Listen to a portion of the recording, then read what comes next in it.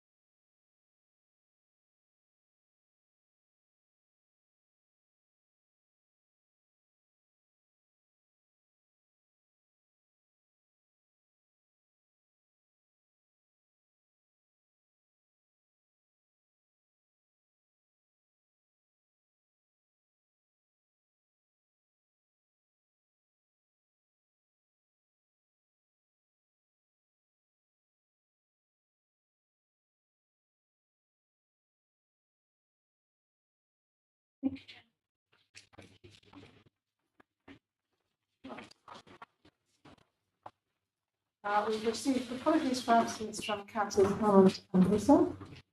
Do any members have any interest in doing that? No? Thank you.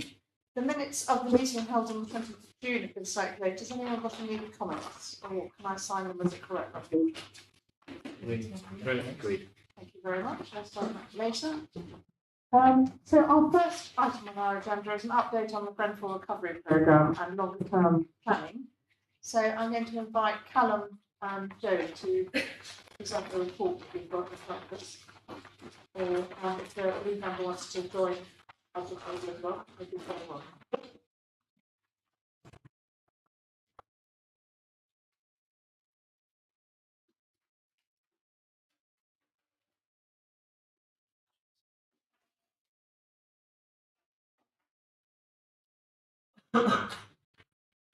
Thank you, Chair.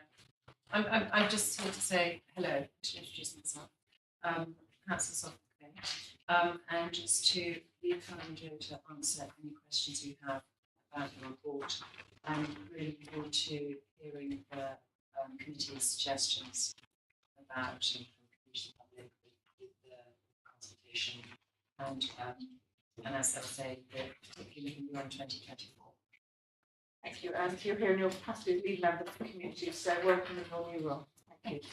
So Callum and Joe, the floor is yours.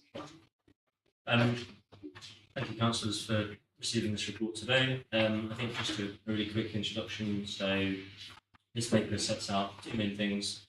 It gives an update on where we are with the Grenfell Recovery Programme and a bit of a quick background on some of the areas that the Ovian Scrutiny Committee have scrutinised over the past year or so on Grenfell work, and areas where that might want to continue in this new cycle. And more holistically, we provided detail around the current end of the existing recovery programme through to 2024 and what might happen beyond that date. So, importantly, when the original Grenfell Recovery Strategy was published back in 2019, it envisaged service provision lasting through 2019 to 2024, which has a range of specific initiatives for bereavement survivors and for the people who live in the community around the Tower and in Kensington broadly. That programme of investment is due to end in 2024, with the last financial year of investment coming in 2023 to 2024. As the paper sets out in section 5, sections of that investment will be able to continue beyond 2024, with some programmes running through until 2025, where we have worked with the community to sort of elongate the overarching sort of time period that money will be invested and spent. But I think importantly, as some of the really vital key dates have come to light in terms of some of the key questions that remain unanswered and that likely still remain unanswered by 2024. For example, when we're expecting the inquiry report to come through, questions about the future of the tower, questions around the future of the memorial, and importantly for the community, questions around any criminal proceedings. The paper does suggest a continued support beyond 2024 for the first time, and it sets out some plans, early plans around how we might envisage starting the conversations around how that might look. And we really welcome your input both on the plans for consultation around how we might begin that, but also the detail throughout. Thank you, Carl. First of all, I'd like to invite questions from the committee, then I'll ask if there are any members of the public who are here who would like to ask any questions. Who'd like to start? Will? Thank you, Chairman. Thanks for the report. I'd like to ask a question about when you can tell us some more in the paper about how the work beyond 2024 might be funded. And particularly, the thing that I've noticed about the critical service is that it is an integrated holistic service. And there's a deal of experience and capacity in just that integration. And I'd like your views on how this might be retained after 2024 as an integrated program, because the paper tackles individual subjects quite rightly and looks forward, but looks at them separately rather than the integrated nature of the service. And that goes back to experience of officers, integration of information, and the whole load of experience that's there in the team. And my question is as much about which particular issues need to be pursued beyond 2024 as to how the service as a whole will be kept on a holistic, integrated way. Well, thank you. Thank you, Councillor. I guess there's a couple of different parts to that question. In terms of the first part of the question, in terms of funding, I think at the moment the paper is silent, as you may have noted, on that particular issue, and I think that's partly because we want to have a conversation about what support is needed in that space in order for us to then be able to ascertain what funding is required and where that funding needs to come from. I think it's important to know, obviously, here we are talking about the council's investment, and I think looking backwards is quite important now. So when we look back to 2019, it was the NHS who first came forward and with their commitment for £50 million worth of investment in that space, which the council matched. And we obviously can't speak for the NHS here, but we have had conversations with the NHS about our intention as a council to look beyond 2024, and the conversations that we have had would infer that there may well be a willingness by other parties and partners to think about looking and extending their responsibilities equally. So I think one would hope it would be a mixed makeup, and it wouldn't only be the council making investment in that space, because I think the need will go beyond the boundaries of an organisation. I think in terms of the question around integration, there's two parts to that question. There's the part around specific services and about how holistically we've been able to work together as different partners of different organisations. I think in terms of the service, the feedback we've had very much from, if we take the dedicated service of bereavement survivors, the feedback we've heard from them about the ability to have a one-stop shop, a place where different organisations are working together, has very much been valued. And I think there's the impact reports, the first impact report and the second, which is going to be coming to this committee later in the autumn, I think definitely show the strength of that and the importance of being able to maintain that going forwards. But I think the first question really is about what is the need that we think is going to be existing, which is why we start with the focus on consultation. But I agree that there should be a commitment that we make to ensure that once we understand and identify what the need looks like, it should be dealt with in that same integrated way. Thank you. Thank you very much. Cassie. Thank you, Chair. I think first time when we, at the Scrutiny Committee, Overview and Scrutiny Committee, talked about the legacy of future of what we can do for the community. My earlier questions were education and children have been affected by the fire, as well as the impact of the fire had, whether it's relocation once or twice, but also the long-term impact of the education. And one of the proposals that I suggested was to set up a Grenfell scholarship for the future. And I would also like to repeat that, although I haven't, when I suggested that, as part of the scrutiny committee, it hasn't been taken forward. I would like to know, I know there was support for education, but Grenfell, specific Grenfell scholarship from GCSE onwards, and specifically dealing with those who drop out of education entirely, and not in education, not in employment. What process or what system is in place for that, and with the idea of education has been thought about, especially specifically on future budget? That's one question. And is it feasible? And I would like to know the new lead number, if that can be into consideration. The second point of is work for the local people. I think when whoever remembers Grenfell associates with inequality of our borough, associates with the huge inequality of north and south of the borough, the inequality of those of our residents who live in housing associations or in council properties, and those who may be well off. And I think it's important to give everyone a decent start in life, whether you are making millions or whether you are doing you're making sure you're providing for your family.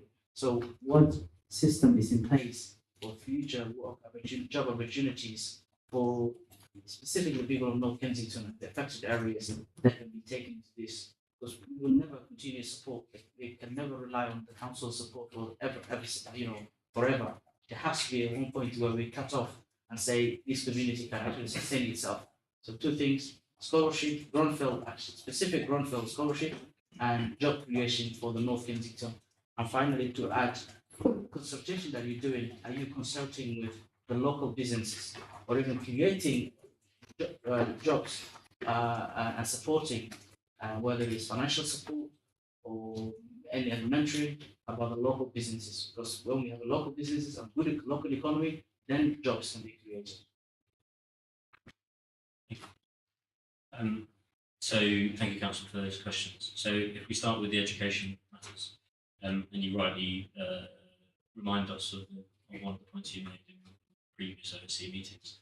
So I think if we start with the education support that's available now, and then we can talk about what that looks like going into the future. So for bereavement survivors, following the challenge of this committee and bereavement survivors themselves, we have enhanced the educational support that is available for bereavement survivors.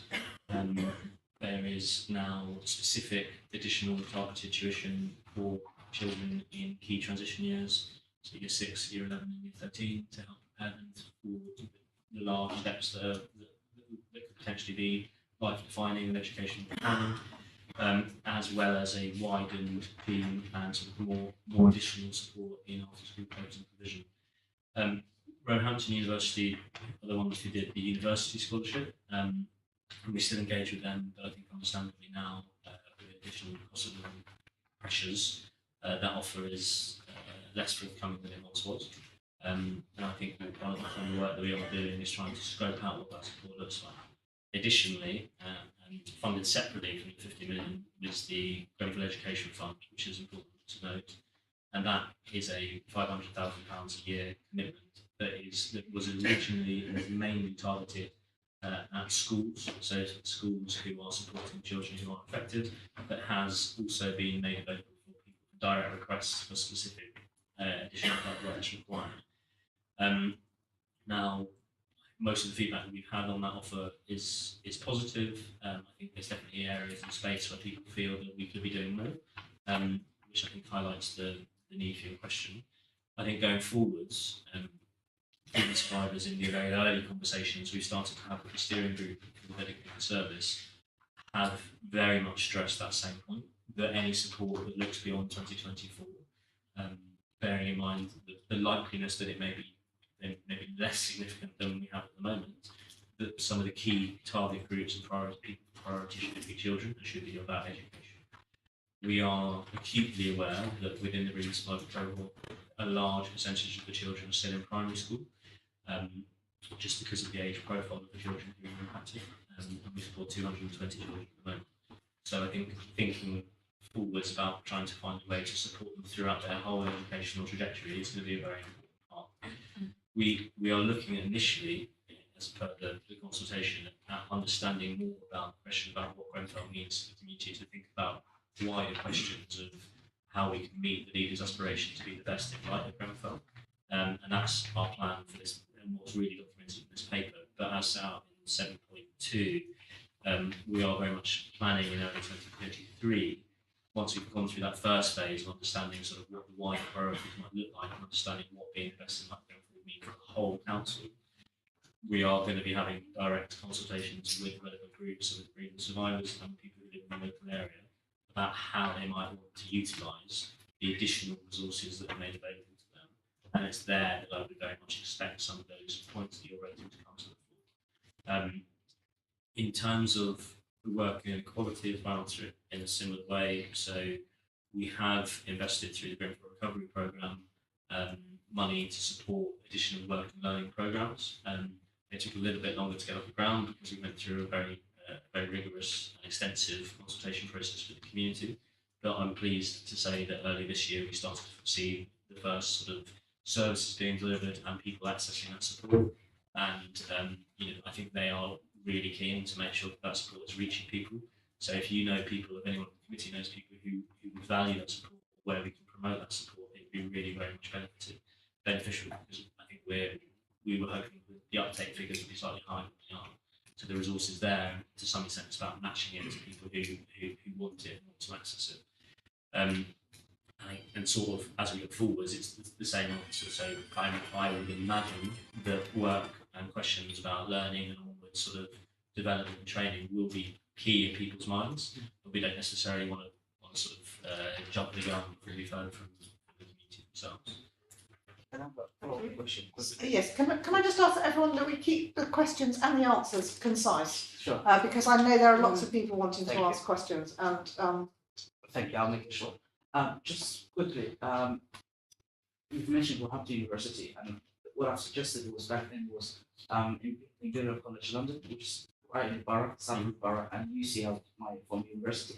So have you made contact with them, or are you planning to make contact with them so that they can be part of the scholarship like the Russell Group universities? So when Roehampton made their original offer, we did do some ask arounds, and we didn't exactly get a huge response rate, but that shouldn't mean that we shouldn't try again. And I think we are seeing previous scholars more interested in educational learning now, as I think they're understanding the length of this journey. So we will. So you're about We will try again. can I ask a question? I'm going to ask a question on behalf of Greg, if that's all right. Then I'll come to you, Sydney.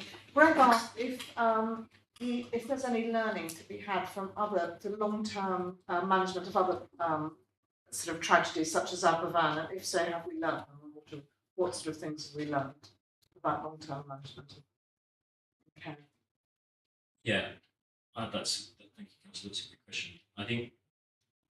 I think one of the key learnings has been around trying to build much peer support related provision and support that enables people to help themselves and help each other, and the additional benefit that brings in order for people's own recovery and the value that they would then obtain from helping other people. We have applied it very much in the community programme. We've applied it in parts in bereavement survivor work.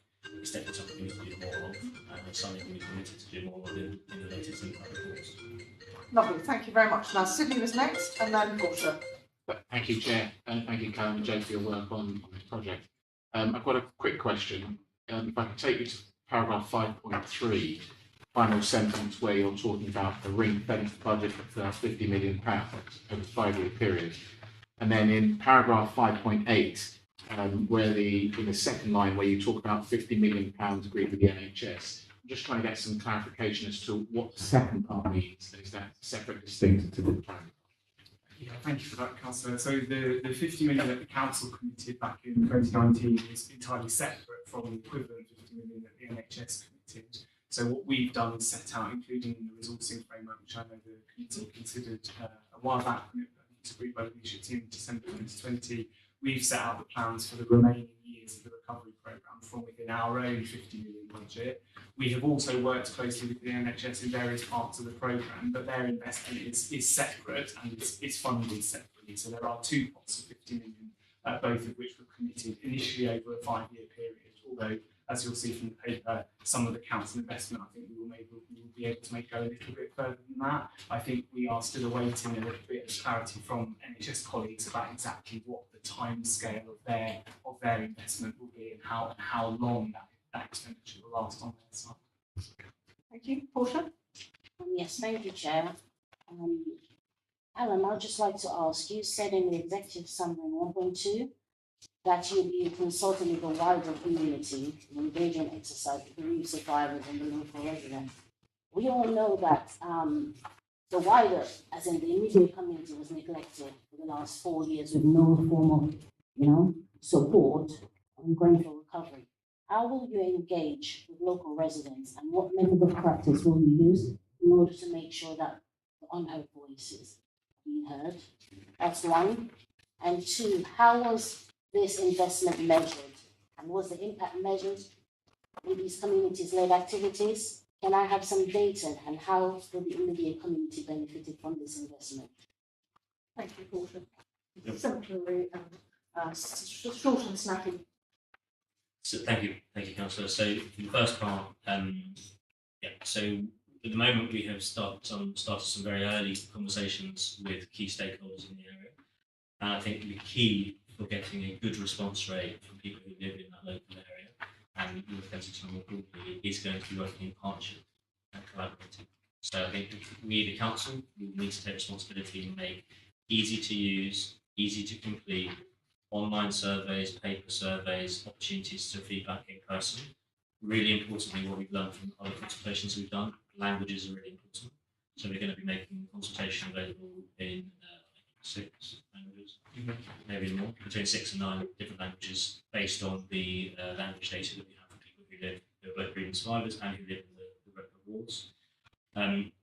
And I think but then it's about working in partnership with community leaders locally. So we want to work very much with the local ward councillors, with you all as councillors, but also with residents associations, with charities, with places like the Westway and others who've got reach that goes beyond what we have. Because I think we know that not everyone in the locality still feels comfortable talking to council officers or councillors, and it's about trying to reach people in ways that they feel comfortable so that we can really hear their voices. Because I think having an aspiration, which is what this consultation is all about, for a shared vision about what being best looks like as a council, is only going to be worth itself if we've heard from local people who've been affected who we haven't heard from yet. And the second question, in terms of data, we have published one impact report so far, which we can share, and we are busy working on another impact report that will be coming to this committee in draft form, we think in October, November, for your comment before we finalise it early next year. And there's a lot of detail specifically in the impact data that we gathered for things like the Growth Projects Fund, community leadership programme, and other aspects of the services that have been specifically for people in the local vicinity. So we can have a conversation offline for helpful and share the data that exists now, and hopefully you will have more assurance as the impact reports continue. Thank you. Well, Thank you, Chair. I'm just going to follow up from your response. You said something about local people who haven't been contacted yet, communicated with yet. Are there any people who are affected that you haven't been in contact with? And how many? So thank you, Councillor. I think the question around affected is the key. So from a bereaved survivor perspective, i.e. people who lived in the tower or people who lost immediate family, we do still every now and then get someone who's come forwards, particularly someone who's bereaved or who lives in a different country, who's come into the UK, who wants access to support. But I'm pretty confident that we have reached everyone. We've gone through the inquiry database for people who were there at the time and everything else. So on that perspective, on those people who were poorly impacted, I'm confident that we can reach everyone who wants to be reached.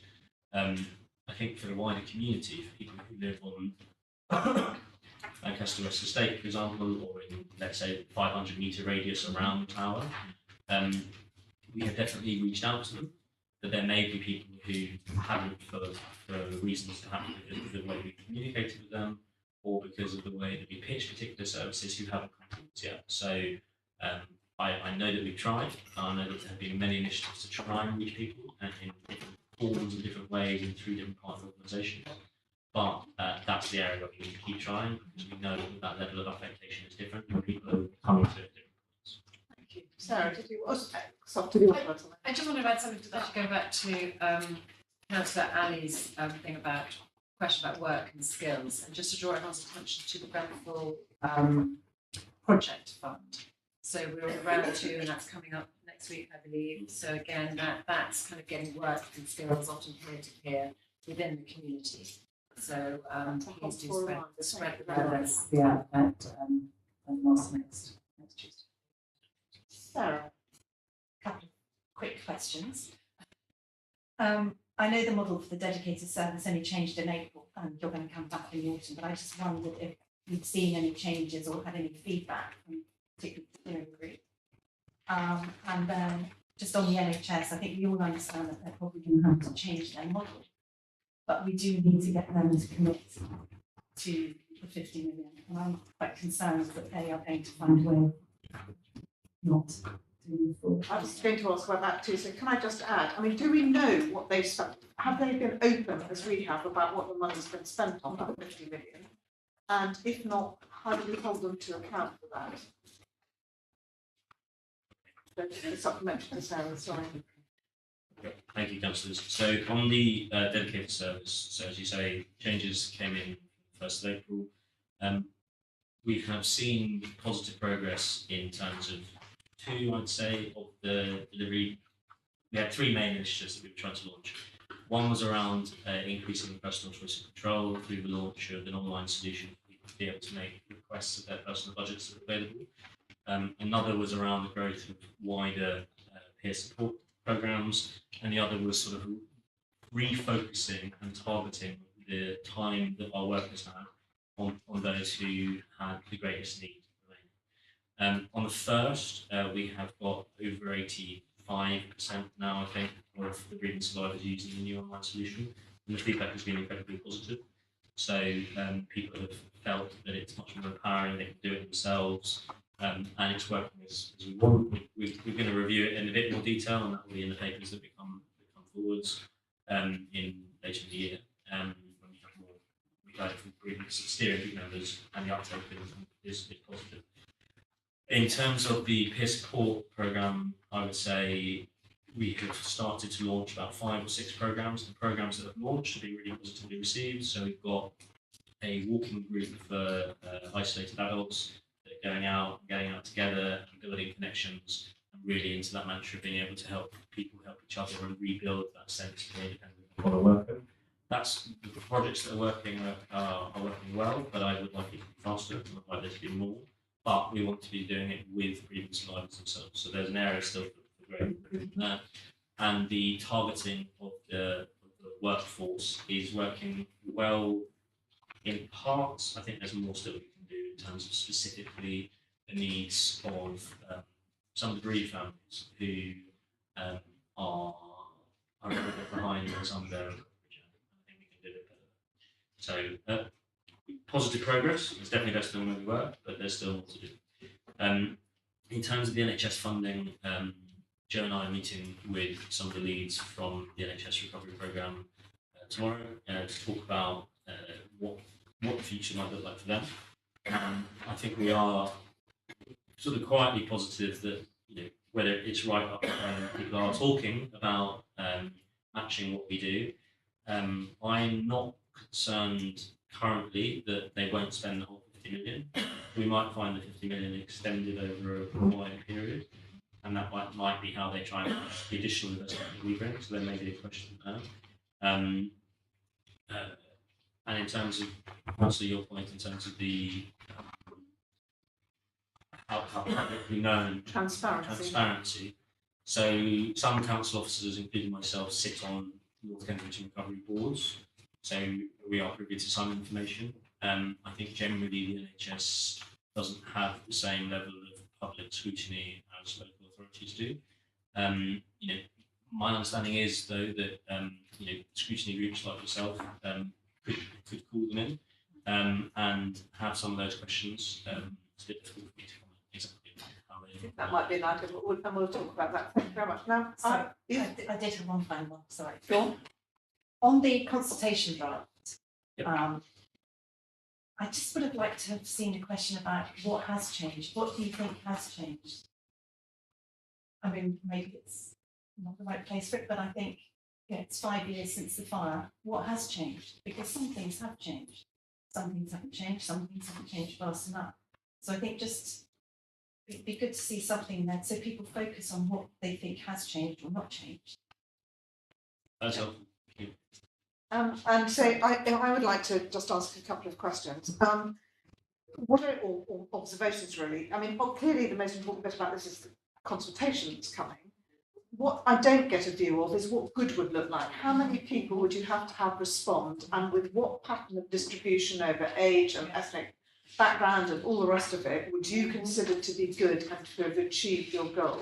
And I think that ought to be explicitly laid out. You know, you need to set yourself some goals and hold yourselves up to them. And the other point I'd quite like to make is that you talk about two-stage consultation. The questions look fine to me, but there is it's always a thing, you haven't asked the right questions. Couldn't there be an iterative process in which you ask at the end, have we asked all the right questions? Can you think of other questions we should have asked? And maybe, if that's something, whatever, include them in the end. So those are my two observations on the consultation. I'm now going to open the questions to members of the public and people in the audience, and I saw that many have hand up. Yeah, sorry. Yeah, I just wanted to find out a little bit about, just going back to the Grenfell Legacy consultation, just sticking with that for a moment, how we're defining the local community, because it's defined as, so you speak about North Kent communities and key stakeholders and specific targeted engagement. And I just wondered what that actually meant. Was it, I'm assuming it's not just the bereaved survivors, but who, is it the whole of Nottingdale, is it the whole of the North Kent area with the other North Kent wards? Could you respond? I can, yeah, thank you, councillors. So, and the questions are aligned. So, very much we are focusing with almost concentric circles. So, bereaved survivors at the core, people who live in a sort of 500-metre radius around the tower, Nottingdale, North Kensington. Consultation will be open to everyone. And will the same strategies for intervention, would that be the same regardless of how further away you get from that central circle? So I think for bereaved survivors and people who live in Nottingdale, 500 metres around the tower, yes. I think there's a question about trying to balance the level and sort of repeat asking, if you like, for people who live further away. That we just need to sort of balance somewhat. But we're going to be using channels that go to all residents of the borough. We're going to be focusing on working with partners in areas that, yeah, very much. It is staggered, if you like, but we do, but it's not limited. And bear in mind, some people who may have been really affected may well have physically moved, so they may well be really affected but not actually be in Nottingdale. And also, some people who are affected, sorry, Chair, may I, Chair? Thank you. And some people are, I mean, trauma plays out years later. So some realize that they're traumatized and they don't want to accept this sort of help because they think, okay, they're not eligible for it. So it's about making everyone feel inclusive and say, look, we're here to help. Because you are in need, because it plays out in different ways. It could play out in pains, especially if you're from certain backgrounds. Yeah, that's a good point to end on. Unless there are any other questions from the audience? Yeah, I was just curious about the questions in the glossary. Yep. How are they designed, and just assurance that your question about how will we know what good looks like. Surely that's going to be around just data saturation until we get as wide a view as possible from as many people as possible. And was there any consultation around, I know it's convoluted, but is there any consultation about the consultation questions? Because the responses that we're going to get and the views that we're going to be obtaining from people are only going to be as good as how the questions are designed. We should be asking them what they want us to be. Stop you doing on to that. I'm going to jump in here because I completely agree. When I first saw this, I was like, we can't be prescriptive about what we want to know because we don't know what we want to know. And that's not what we want to do. We want to hear from people who have been affected. And so there is one thing there, but do you have anything else you'd like to add? I mean, we are still discussing how this is going to be. So this has been really, really helpful actually to, I mean, I would like to make it as free as possible. I didn't want, we were talking about whether we should even have boxes or whatever. And then there's a conversation here about actually then how can we get usable data to inform the next step. So it is still a work in progress. Yeah. I know we're slightly up against a bit of a time frame, but any comments, please. We do want people's opinions on this because we're just trying to keep it as open and as wide as possible. Yeah, because for any sort of qualitative. For fear of this turning into a conversation, can I please carry on the dialogue with stuff outside the meeting? And I think we've clearly noted, the committee has clearly noted, not concerns about the consultation, but an ambition for it to be more transparent about what we're trying to achieve, to be very careful about the questions you ask, and possibly try and find better questions via talking to the public. So I think that's one conclusion from this evening. I think also we've talked about employment and education opportunities, and obviously that committee feels that's very important. And we've also talked something that we may take off on our own tangent is the NHS commitment and how that's been manifested and how transparent that is. And so that's something we'll take offline and maybe one of our committees will look at further, possibly with your support and encouragement. So if I can just draw this item to a close, but thank you very much for your presentation and for coming this evening. Okay, so now we're moving on to A5, which was the Elstow Council's call for action. Now I know that the lead member has kindly said that they will kindly agree to attend. I wondered if you wanted to do a brief introduction to the paper before we set off on questions and so on. In which case, I'm inviting you to make a brief presentation. I wasn't quite sure whether you were, but you are. And once you've sorted your names out, it could take some time. Oh, yes. A very poor pantomime. It's a bit small. Who's going to get on? Oh, I've been given the hot seat. Thank you, Chair, and thank you to all. I think the problem with the response is the problem with the whole issue, that it falls across so many different portfolios. But I think we all were very conscious that this was something very important to Malcolm, and this was literally the last one who died before he sadly passed away. And I think it's an important issue anyway, but we really, really want to try and do something meaningful about it. I think what we tried to encapsulate in this paper, because there were 19 recommendations, I got the number wrong. Sorry, thank you. Exactly. I think of 19 and there's some more added. Is to try and this is not this for us. This response is the beginning of this. What we're trying to say here is some of these things actually we're already doing good. Some of them we really don't think we can do, and others them we'd like to discuss further. And I think that's probably the best way. That's probably the best opening position place for me to posit. And I hope that comes across clearly that there's more work to be done and there's something still to be discussed and to be looked at, and that we collectively need to continue working on those pieces. So I think that's probably all I'll say. Kim? Well, I'd only add two things really. One is just to again, what you said about this paper talk was something that's very passionate as far as Malcolm was concerned, and I'm very pleased that it's being championed, Hamish, that we've got the opportunity to discuss it. I think the only thing I would add for what Emma has said is that although this is a call for Earl's Court, I think there's a lot here that relates to borough life that we can take away and we can develop. And actually, sorry, one other thing I should say. So, and it's quite timely because we had our Safer Kensington Partnership Board today, which is our sort of statutory meeting with the police, and we had an update. There is already a strategic, what does he call it, an Strategic problem solving group. Thank you.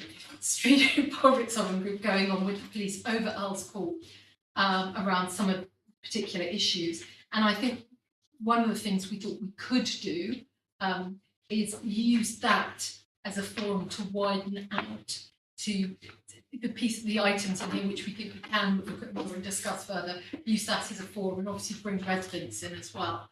It really does need to have their voices. So that is one thing that Stuart has been thinking about offering up. I was going to say something else and I've forgotten. Sorry, on deck. You'll remember, I'm sure.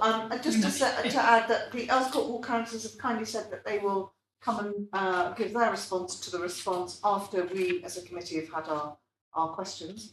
I think it's fair to say that, might be fair to say at the outset that I was asked to defer this paper, but I thought it was important that we had it. I think people felt there wasn't perhaps quite enough time to do it, but it is 6 to 8 weeks after the call for action, so I thought it was important that it came to this committee. But I think the fact that it's a little bit hurried and rushed, I get the sense that all of the committee perhaps was slightly disappointed with some of the responses, but I will leave them. Who'd like to kick off? To Tom. We ask a general question and a specific question, if that's all right too. But firstly, generally, and as Mary touched on, there are a lot of the answers are effectively we're already doing it, but in many cases it's not working. So I was just wondering what you feel the blockers are. Is it a lack of budget? Is it more time to consider? Do you think maybe the wrong things have been asked for and there are other ideas which could come forward? Because we know we've got this situation in Earl's Court and we know it needs to be solved. And so what's, the general question, are there any blockers which is preventing the ambition of the response, which I appreciate has to contend with realities of life, but the ambition of the response from matching the ambition of the call to action itself? I can only answer from my area, and I don't know which things you were specifically referring to. And that's the problem with this. It's so it's probably helpful if I mention specifics, otherwise we'll couldn't talk too much in generalities. So, for example, I've seen in Earl's Court people who are regularly committing antisocial behaviour, residents who are afraid to go home because of problem people in their building, generally not RBKC buildings. And so what can we do? Because I don't see any answers here. What can we do to help those residents feel safe again in their homes?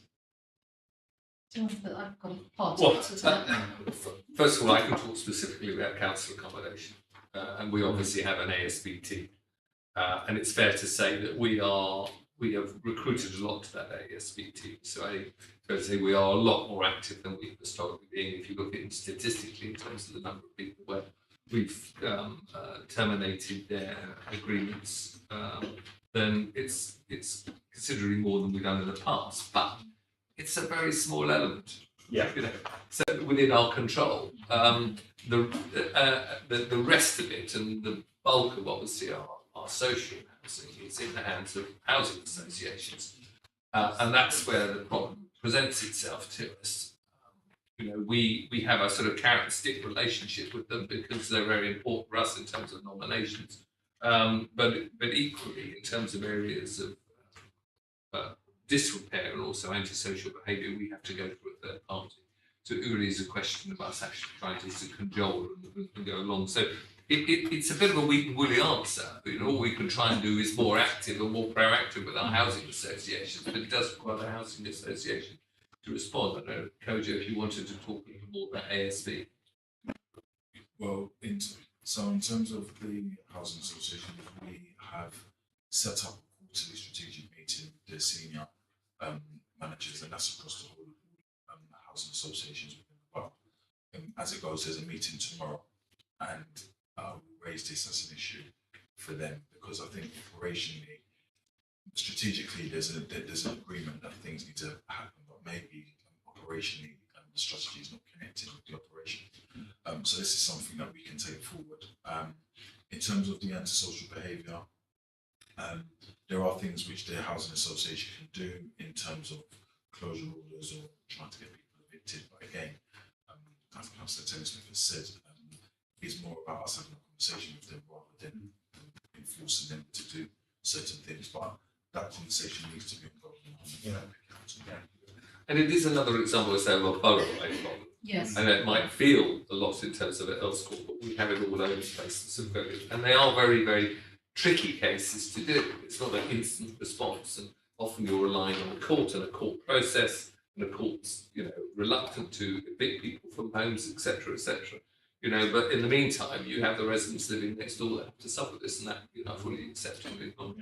Yeah. Well, no, I think it's obviously not an easy problem, otherwise it would have been solved already, but I just know that's a big theme that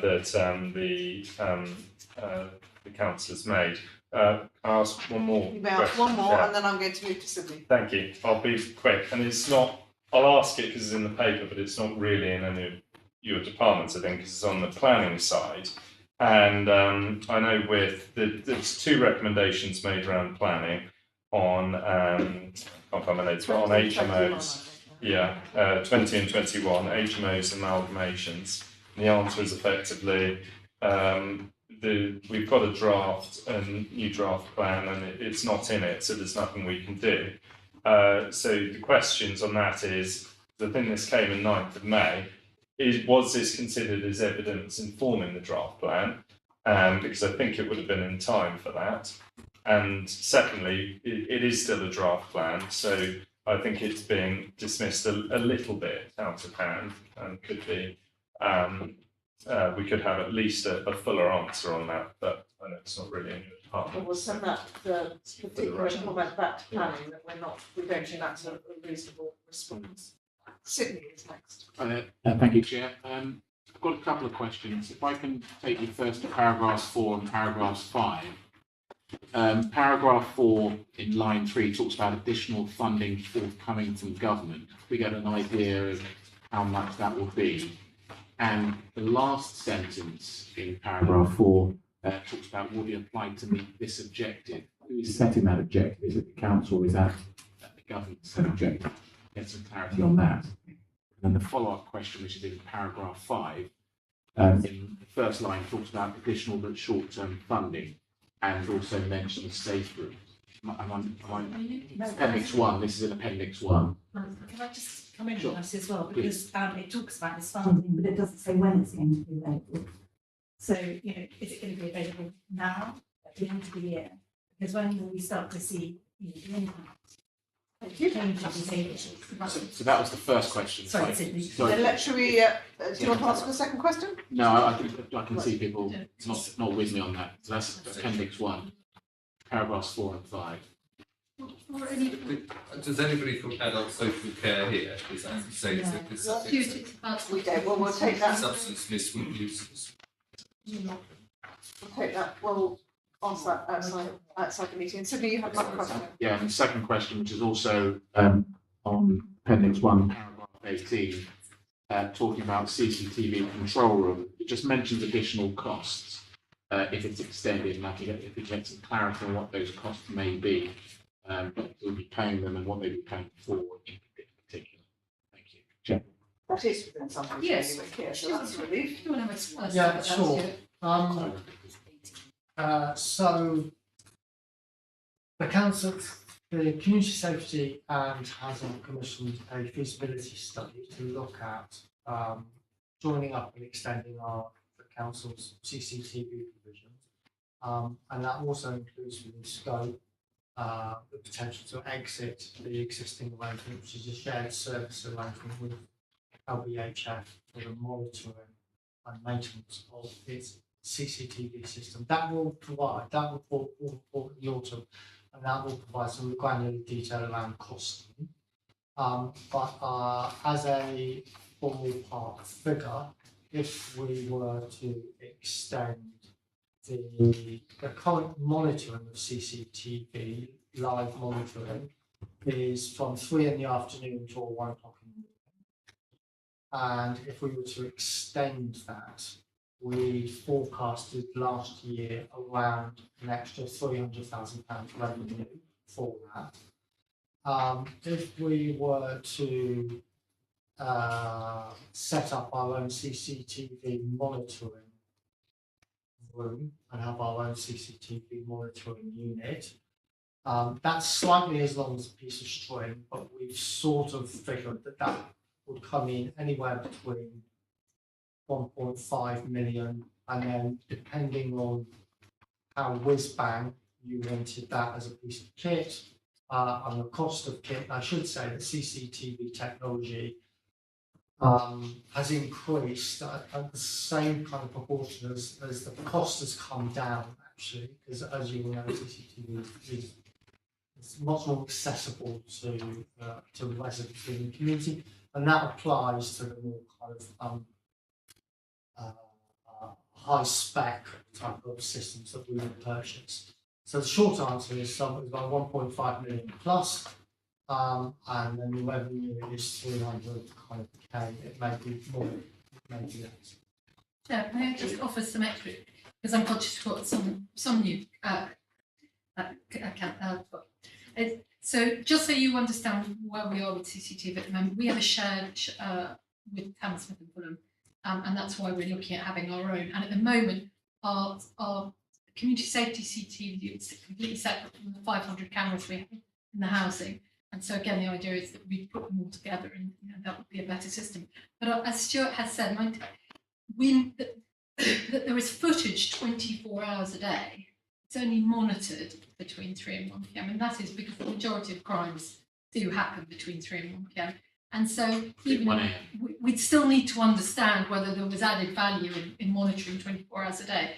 Who we'd be catching at 7 in the morning, doing what, frankly. So but Stuart's giving you a sense of what we think the cost might be. Thank you. Cassie? Thank you, Chair. I understand you want to make it short, so I would like to commend to the team what they have done elsewhere. And I sadly agree with you. Michael has done an amazing job with, of course, Councillor Linda Wade and Hamish for the work they have done. My first comment would be rather than, as Councillor Kim Smith mentioned, this affects the whole borough. Rather than making Else code only, I would like to add to some amendment to say Else code and across the borough, without taking away the Else code's team's work. So this should be as a recommended Else code and across the borough. My 2 points are point number 8, recommendation 8, where at page 25, the appendix, introducing sensitive lending policy for all housing associations and the council properties in Else code and hopefully across the borough. Councillor Kim Smith refers to this as it will be consulted with the new tenants strategy. And also the second point is point 13, where this also refers to tenants strategy, and point 13 refers to introducing charter tenants and job description for the housing managers, tenant managers, cleaning contractors, their roles and inspection, and so on. I would like to know a bit about the tenants, the relationship between these 2 points and the new tenants consultation strategy. I understand that item will be part of housing communities, so we will have more details in our meeting. Can you elaborate a bit more what is relevant to these 2 points? Well, I'll start, Kojo can finish. Sure. So first of all, you touched on a question in terms of number 8, as one I think Councillor Bennett referred to, where the answer is we're doing something. And in terms of sensitive, we do believe that we approach our lettings in a sensitive way.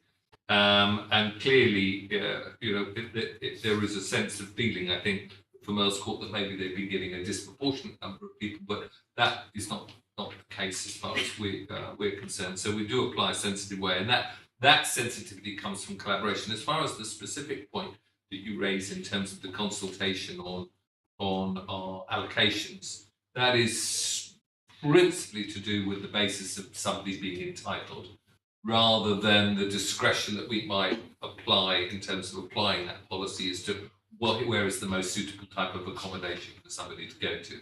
I think that's a slight extension as far as that is concerned. But Kojo, do you want to pick up? Yeah, so with in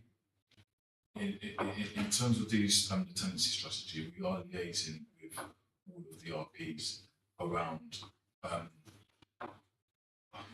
around the work that they're doing with their residents and the impact on what we're proposing in the strategy. So in terms of the questions that was asked on 8 and 13, those things are things we're going to have to consult on with the RPs in order to see whether or not there are things that they can incorporate into their way of working. And what we're trying to do is, rather than just having whereby we just discuss these things are things which actually hopefully going to be set in stone, so that we can hold them to account to ensure that they're doing these things which are being proposed. Thank you. Any other questions from Will? Well, Thank you, Chair. I was looking at this pertains to question 20, 21, and 22. But I don't know whether this is too late. I'm coming in late into the game, or got missed. But we're talking about planning. But one of the biggest things about planning is, I feel some of the establishments that we allow give planning permission to does not help with having the community that we want in our school. For instance, I sat in a planning committee where the whole of all the residents did not want a fitting shop, yet because it fitted all the criteria, it got passed. So I'm surprised that was never mentioned here at all, these type of things, the type of establishment. I know it's not, it's Jem Kamali's, it's Councillor Kamali's portfolio, but I'm surprised. We want to improve and have a better sport, but I feel, and I'm pretty sure a lot of the residents there feel, some of these establishments that we allow are not conducive to what we're trying to achieve. So Tom, did you want to comment on that? Well, I was just going to add to that, particularly to point 24. So I know with the betting shop, for example, Westminster turned one down because it had a cumulative impact zone. So I think more, and I know it says we'll explore the viability, so I think that would be important for that to be thoroughly explored and come back. Message to send. Will. Thank you. I'd perhaps like to go back to Councillor Will's introduction right at the beginning. I totally agree with what you said, that if I paraphrase it wrong, I apologise, but this is a Paraphrase it back. It's a very crisp question, Will. She said that it was an issue, the Earl's Court was an issue that covered many streams. My question is, another part of the comments is that in the answers we've had so far, several of those issues that have been raised as independent parts have been responded to, but not fully answered because they impinge on other parts of the question. And remembering discussions I had with Malcolm on this subject, his key question to me was who in the leadership team will lead on joining these aspects up, which executive director will work with that member to make it happen. Because this is not a question of answering the parts, this is a question of trying to answer the whole. And it's a matrix management problem, which conceptually is not being approached by this paper. And that, my question is there an appetite? The fundamental question is there an appetite in the leadership team to nominate one of its number to act as lead member on this issue and pull bits together, because the bits are there. The answer to the question that Malcolm posed is not being addressed. Thank you. Emma, do you want to respond on that? It's a really good Well, it's a question. really good question, and I'm going to duck it by saying I think that's something that we, I think having a nominated person to take the lead on it with a supporting officer is a good way of approaching this. I wouldn't like to stick my hand up or suggest other people's hands went up, given that they're not in the room. Do we leave the question with you? Yeah, and to be fair, we have actually had this discussion already, and I do agree we do need someone to kind of take ownership of the whole piece. And I think probably it'll come down in whichever the area that has the most bits that we can actually, we could probably do something about. But it may not be that. And also, I've talked about this piece of work with Stuart and I going to do with around community safety, and it may be that ends up being the fulcrum, and it comes down to me. But I'm if it actually planning is one of the key, or so I don't know. I think that's what we've got to figure out among ourselves. But it's a really good question, and it does need an answer. If I could just a small supplementary on it, which is the question about across the borough. I agree these issues across the borough.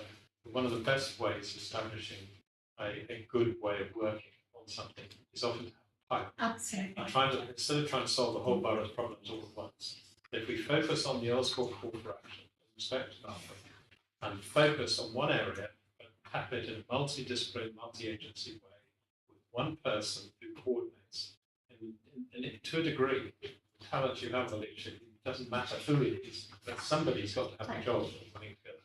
So I'm good. Before I ask the Earls Court councillors to come and give their response, I'm just going to sum up what I feel the sense of the committee is. And that it wasn't the most brilliant response. There were too many hands and not wills in it. It did feel unjoined up. Some of the basis there is great, thank you very much. But as a committee, I think we feel we need to have a look at this again. And there's certainly a sense, when I was first a councillor, embarrassingly many years ago, there was an Earls Court working group, which was had many senior people on it, because Earls Court does have a unique confluence of problems.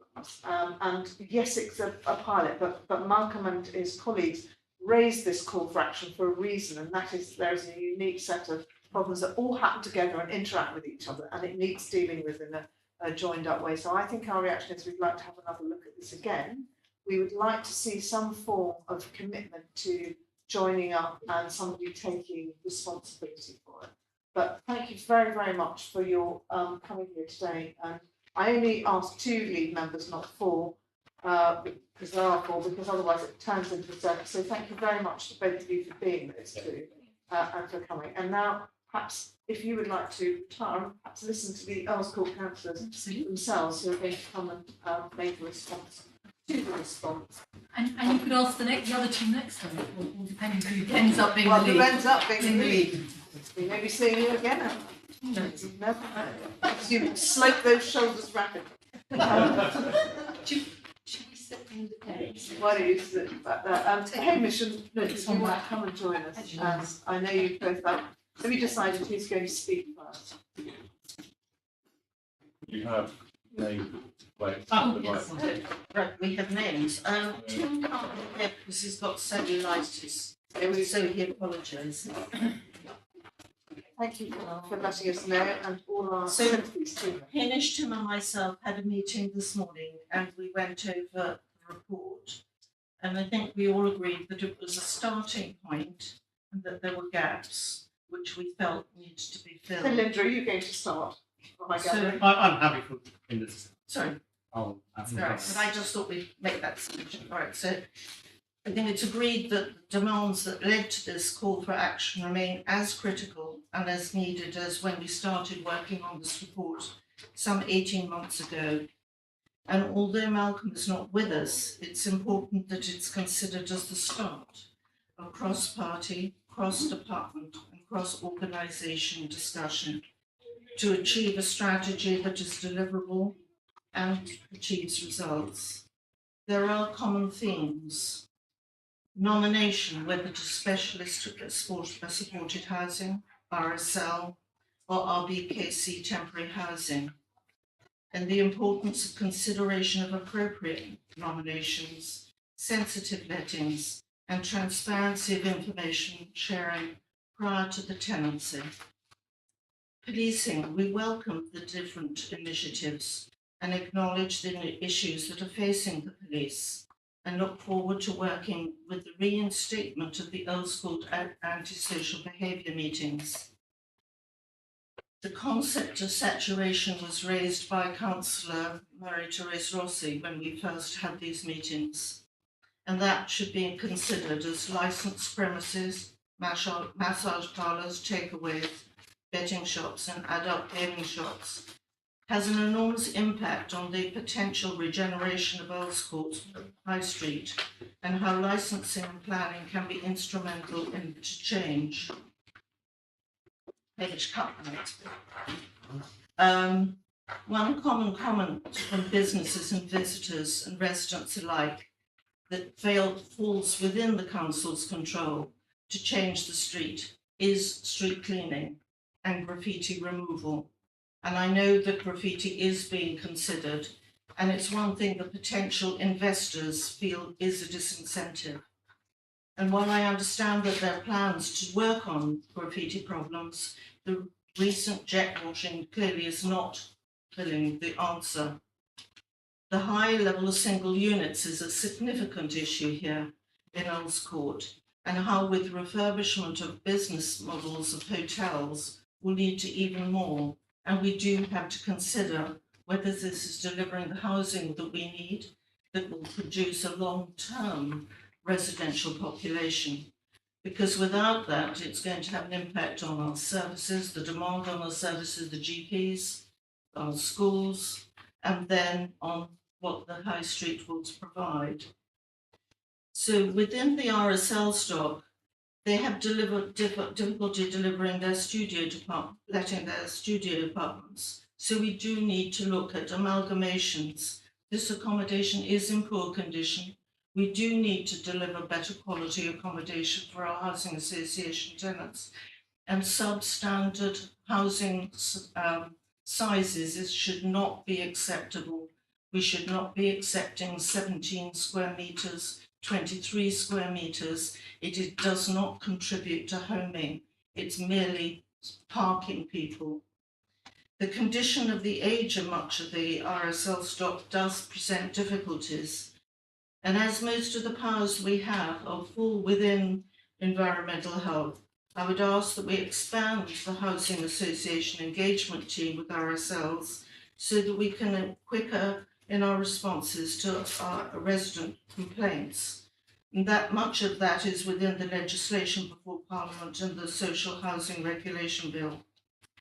With our specialists supporting housing, there's clearly a disconnect between the response to the recommendations and how residents perceive the problem, and the concept of risk assessment and concentration of vulnerable and the impact on the neighbourhood does not reflect the concerns that residents have. And there are questions to be asked about the management of hostels, their responsibility for the clients when they're outside. Is the aspiration just merely of containment or supporting them to transitional independent living? But ultimately it comes down to the management of these hostels. The question we have to ask is, does the level of complexity of the nomination of dual diagnosis to Earls Court ward indicate the shortage of available supported placements within the borough or Westminster, as we appear to have a disproportionate number of vulnerable people on our streets? Have there been studies to establish where there's a growth of drug use since pandemic? Has there been a review of service delivery leading to changes within the substance misuse services and the street population team? Are there reports on the study on the growth of crack and addiction services and how they're responded to? Part of the puzzle we have in addressing ASB issues must be the overt drug dealing and drug use. A contributory factor must be that Boots is the methadone distribution area, and therefore has become the destination location. So they they crash out in the street. So I think we really do have to work with them in order to be able to establish that, which is one of the reasons why I'd like to the reintroduction of caps, which Sarah knows all about for a long time. I just think giving people methadone over the counter doesn't look at them holistically. It doesn't say, are you well? Are you housed? Are you on the right benefits? Do you want to get off these drugs? And so we don't have needle exchange as well. So I think I'm looking forward to seeing the new tenancy strategy. There are a lot of questions we need to ask. This is a great start, but I think we do need to ask more questions. Thank you. Thank you, Linda. Hamish. Thank you very much. Thank you, Chair and committee members, and to the leadership team for these initial responses to our call to action recommendations. Clearly, I think as committee members have indicated and board councillors also feel, there is more to do, and we do look forward to working with the leadership team, with senior officers, to further the implementation of as many of these recommendations, or indeed any new ideas that we can come up with as we discuss in these unique set of circumstances in as joined up a manner as possible. Again, before I say anything further, once again pay tribute to Councillor Malcolm Spalding for his role in starting this process. If I just take a step back, perhaps I should draw attention to what we have not recommended. We have not recommended the closure of supported accommodation schemes in Oxford. There are quite a few residents who would prefer that. We have not recommended the wholesale removal of socially rented accommodation. We have not recommended that Earls Court never be a destination for the most vulnerable of our residents who require care and support to go back to independent living. What we ask for is recognition, and I think we have that to some extent, of the practical day-to-day management and policing issues that have resulted from this accidental overconcentration of vulnerable individuals in our ward, creating this specific set of circumstances that are affecting the lives of our residents.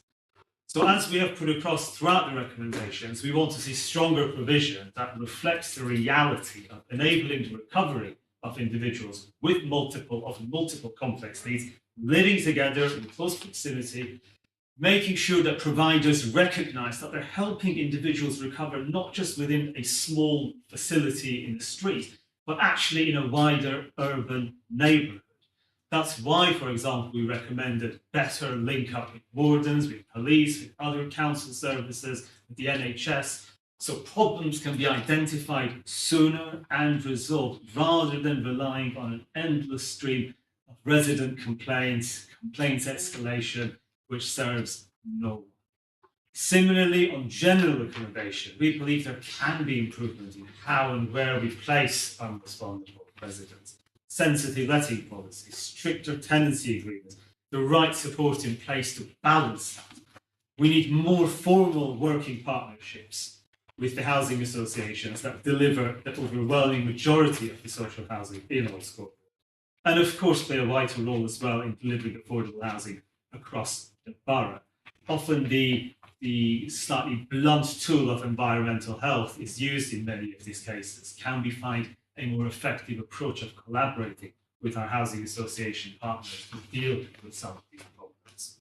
Recognising again the overconcentration of studios of one beds in Earls Court, we want to see planning policy allow for limited amalgamations to improve both the quality and size of housing and also allow for a more balanced community to be created in the future. Again, it may well be, as we have seen in the responses, that some of the things that we are recommending are already happening, at least in principle, possibly to some extent in practice. We want to see them become even more effective in practice, in Earls Court, and make sure our residents see real action to tackle these problems that they are seeing on a day-to-day basis. Again, thank you to the committee for your support on bringing this process forward, and we look forward to working again with the leadership team on these challenges. Thank you. Thank you very much, and I'm sure the text of your speeches would be helpful to the whatever lead member or officers are going to take this on. So I'm sure you're going to make that available to them because you make some detailed points in there as well as some very powerful general ones. So thank you very, very much for coming this evening and responding. And I just want to ask if there's anybody in the audience who wanted to raise any questions or make any comments. Right. During the last few months, Councillor Will and I, we've spoken about the presence of a warden's office. Now, many will debate the effectiveness of some of the wardens, and their powers, but actually having a presence near the tube station, we hoped that we would get the TfL presence, but that I understand that's not possible. Are there other alternatives that you would be willing to support to get a presence near the tube station? So just for clarity, this was what's the old The old currency exchange. yeah, in the station. It was sort of so it could be a base for possibly wardens and the odd policemen. Unfortunately, TfL was certainly used. It wasn't available.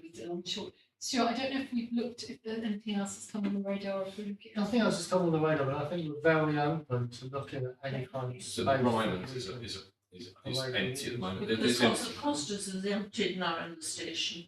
I mean, just before we, I think it would need to be small, and they'd need to offer us a very good deal because we don't actually, you know, have a you know, but if it was to pop up or at least to help, we're definitely up for that. Well, we looked at it and we did approach them.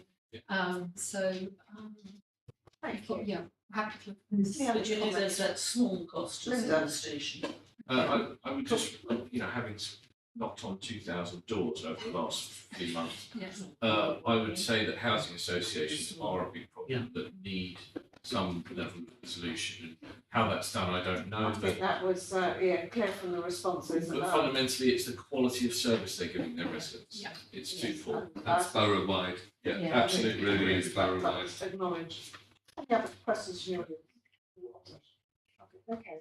Well, thank you very much. I think we've sort of explored the issues thoroughly. I think we know we want it to come back to us again, possibly after it's been given some sort of grip from some individual, the leadership team or the executive team or both, to get a more joined up solution. But thank you very much to everybody who's come to this item.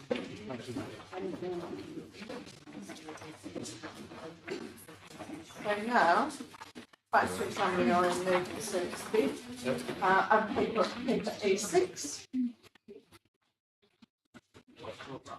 So this paper is the product of all our meetings to talk about what our work programme should individually look like, and then this brings it together so we can look at it collectively to see if we can identify any cross-cutting issues and opportunities to work together and to agree it. I just want to preface it with a couple of remarks. The OSC leads on budget scrutiny, and we're going to set up a working group, which I hope Will is going to lead. But this year, we're going to try and do it slightly differently and also ask the individual select committees to take more of a responsibility for scrutinising their budgets at a more detailed level. You know, with inflation at the level it is and all the other things going on, there are going to need to be some very close work on our finances. And so a draft terms of reference for the budget working group will come to our next meeting, but that doesn't mean that some work can't start behind the scenes before that. We've also talked a number of times about key performance indicators and data coming to each select committee. So I'm hoping that each chairman is beginning to have discussions with the relevant executive directors to set up for their own committees as a key set of core indicators that they will look at. If anybody has any issues with that, I've certainly had discussions about the more corporate ones and what they're going to look like for us to have at this committee. But please let me know. But that is a sort of general part of, going to be a general part of what we do from now on. So now I'm going to open the discussion. Has anyone got any comments on our work programme that spotted some omissions? Tom? Well, yeah, it's just to raise that Sarah mentioned the idea of obesity focus in the working group perhaps, which maybe could be led by your committee, but our committee and Wallace committee could also plug into it and just say that I would be very open to that. I think So, good idea. that would be great. I think that's an excellent suggestion, and so And it's a priority of the ICS as well, so I think perfect. bringing in the whole council approach. So let's record that there's a resolve to do that between those three committees, because I think it's crowded. And also it ought to be mentioned, perhaps while the Environment Select Committee is looking at flooding. It's Yeah. not on this list because it's a carry forward, but it's moved from one committee to the Yeah. other, but it's just worth mentioning that because otherwise it looks as if it's fallen off the radar, which it absolutely hasn't done. It's carried forward and also on net zero, although there are elements of net zero within the topics stated in the paper. We're also having the progress report on Will's net zero recommendations coming back to us as well, which potentially. Can I just ask quickly about the timing on that? What are you expecting on the timing of that? Next meeting, October, I think it is. Yeah, our next meeting. And then you propose that we take that progress report.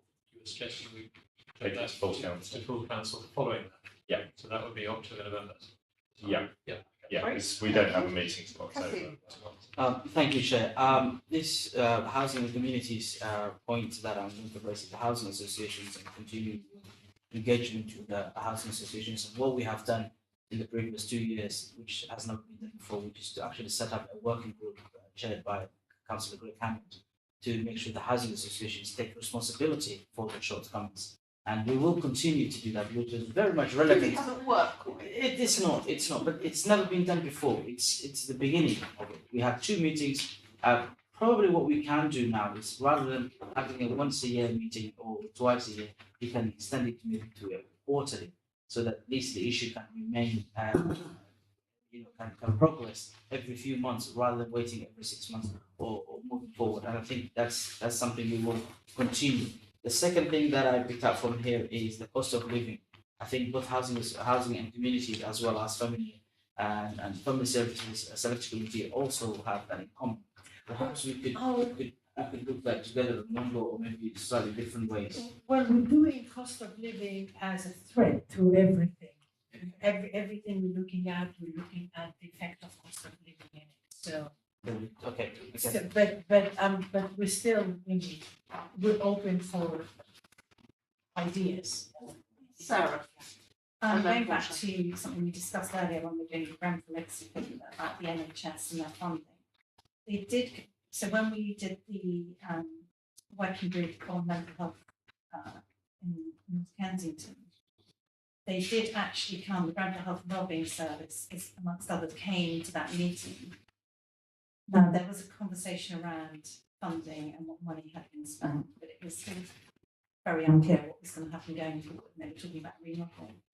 It's whether you want that to come to OSC or whether we bring them back to ASC. I mean, it's a Grenfell related issue, obviously. And who we ask and what we're asking of them also we need to consider. Well, why don't we take this offline? Because I think it needs a bit more thought, but I think it's too early as well for them to come back. yes. Yeah. But let's take it offline. Resolve that we will do it in some way, shape or form over this coming calendar year. And then you and I can discuss this. If that's all right with everybody else, just because I think we need to have a thought.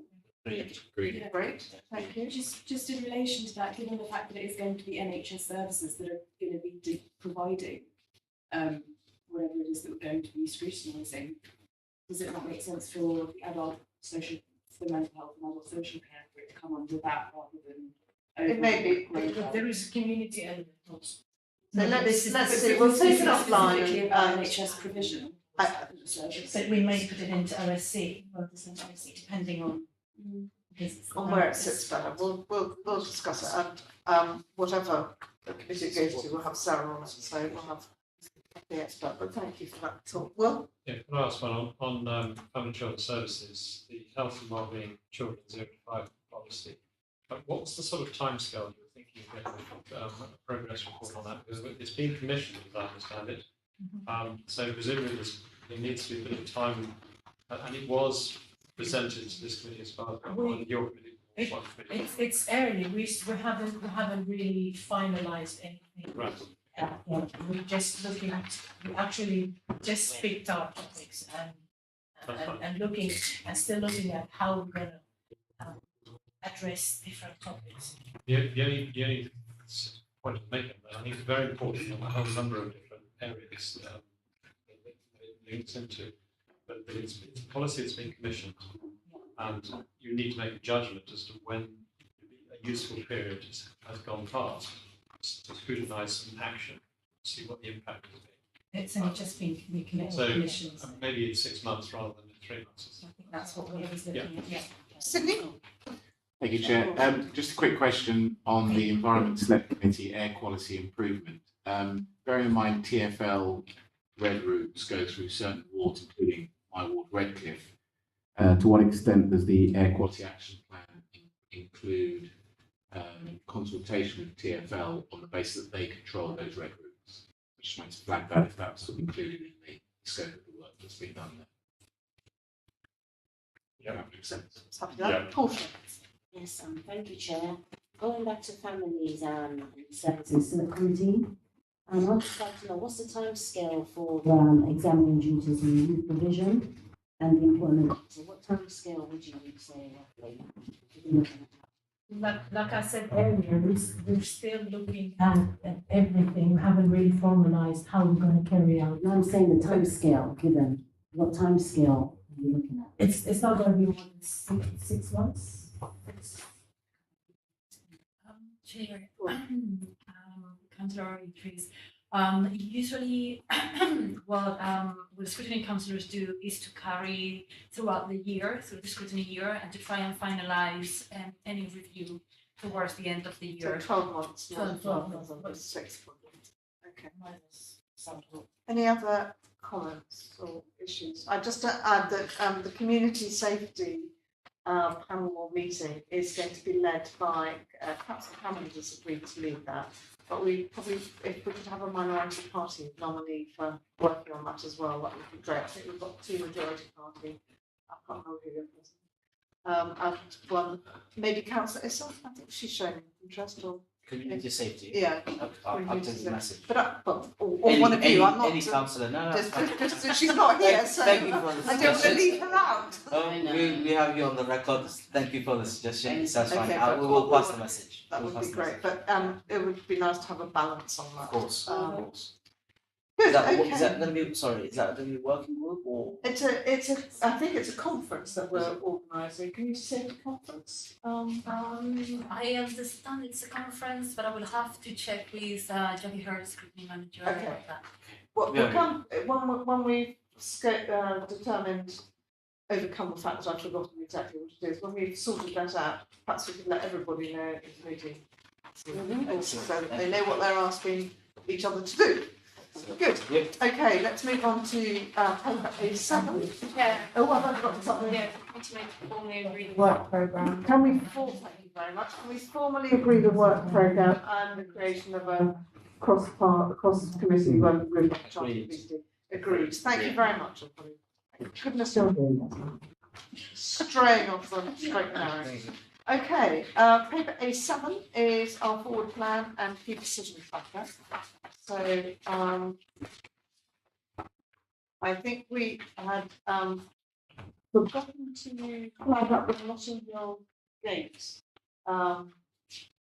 police station, which should have been green on here and somehow it's got left off. And also the intermediate rent policy in Lotts Road South, which ought to be included. Chair, just to clarify, because I had an earlier message from Jackie Hurd about the lady on Notting Hill Police Station, and she notes that it's not being highlighted, so that's just an admin error, but it was actioned, and that the summary is actually a summary of what's been going on. So officers were asked for an update. That's included in the column in the papers. and to confirm the council is liaising with MOPAC and GLA. Good, thank you. Well, that's full of the radar, definitely. So are there any other items that we feel that we ought to, that either the OSC or the select committees ought to look at in more depth other than individually sort of scrutinising that? The two that you mentioned, have they been? Intermediate rent policy, Yeah. flat housing, and the Locks Road South design brief. They've both been added now. They have, great. Great. Okay. Thank you. That's it. You can assume it. Good. Okay, I think that's it. Thank you very much, everybody. Thank you. Thank you. Yeah.